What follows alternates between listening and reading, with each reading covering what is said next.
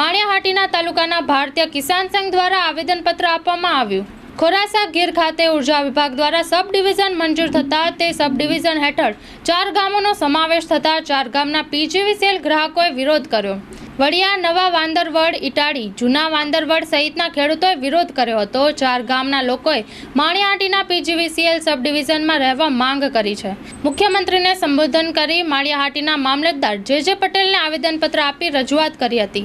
4 ગામના લોકોને ખોરાસા ગીર ખાતે પીજીવીસીએલ સબ ડિવિઝન લાગતા કામ માટે જવા આવવા માટે દૂર પડતો હોવાનો આક્ષેપ કર્યા છે। આગામી દિવસોમાં 4 ગામને માળિયાહાટીના પીજીવીસીએલ સબ ડિવિઝનમાં રાખવા નહીં આવે તો માળિયાહાટીના તાલુકા ભારતીય કિસાન સંઘ પ્રમુખ જે કાગડાએ આંદોલનની ચીમકી આપી હતી। મારું નામ કાગડા જે ભારતીય કિસાન સંઘ પ્રમુખ।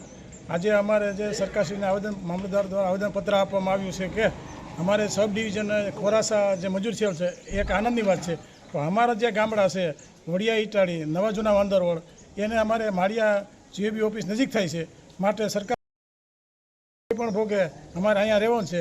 જો સરકારશ્રી આ બાબત ધ્યાન નહીં આપવામાં આવે તો ગાંધી સિંધિયા માર્ગે આંદોલન કરવામાં આવશે।